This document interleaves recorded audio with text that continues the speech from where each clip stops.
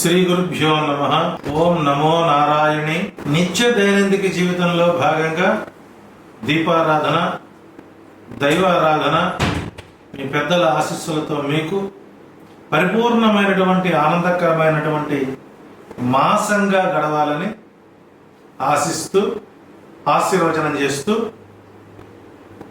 ఈ జులై మాసానికి సంబంధించినటువంటి ద్వాదశ రాశులలో ప్రధానమైన మొట్టమొదటి రాశి మేషరాశి. సో ఈ జులై మాసం మేషరాశి వారికి ఎలాంటి ఫలితాలు ఇవ్వబోతున్నాయి, ఎలాంటి జాగ్రత్తలు తీసుకోవాలి, ఎలాంటి పరిహారాలు చేసుకోవాలో తెలుసుకునే ప్రయత్నం చేయండి.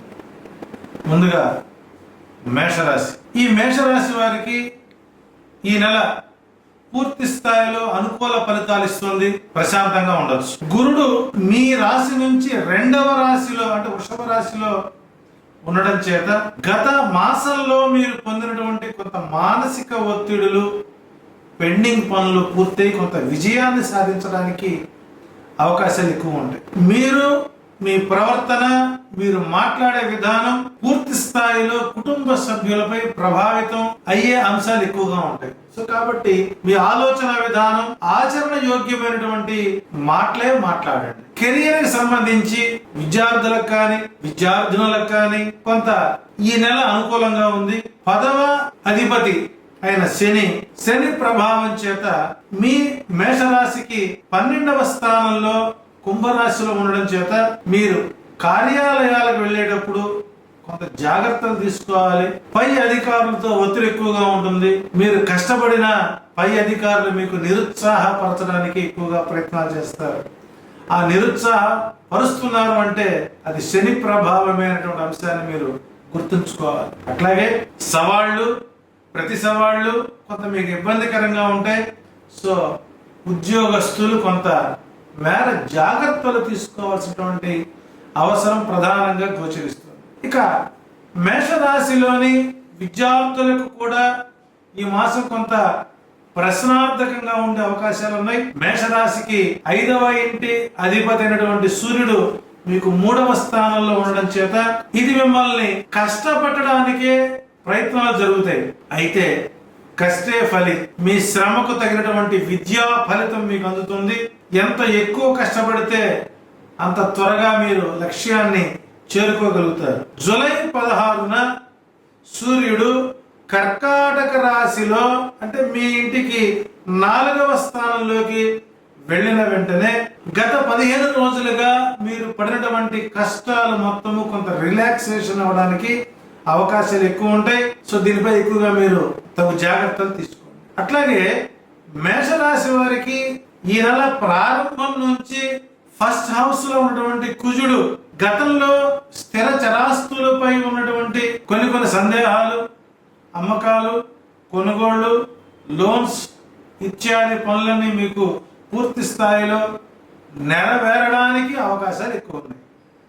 అట్లాగే ఈ మేషరాశి వారికి ఆర్థిక జీవనాన్ని కనుక పరిశీలించినట్లయితే కొద్దిగా హెచ్చు తగ్గులు ఎక్కువగా ఉన్న శని తిరోగమన ప్రభావం చేత మీ ఆదాయాన్ని రోజు రోజుకి పెంచుకోవడానికి అనేక ప్రయత్నాలు చేస్తారు. తద్వారా మీరు ఆర్థికంగా కొంత స్థిరపడడానికి కూడా అవకాశాలు ఎక్కువ ఉన్నాయి. ఇక ప్రధానంగా ఈ జూలై నెలలో మేషరాశి వారికి ఆరోగ్యపరమైనటువంటి ప్రధాన అంశాలు మనకు ఎక్కువగా గోచరిస్తున్నాయి.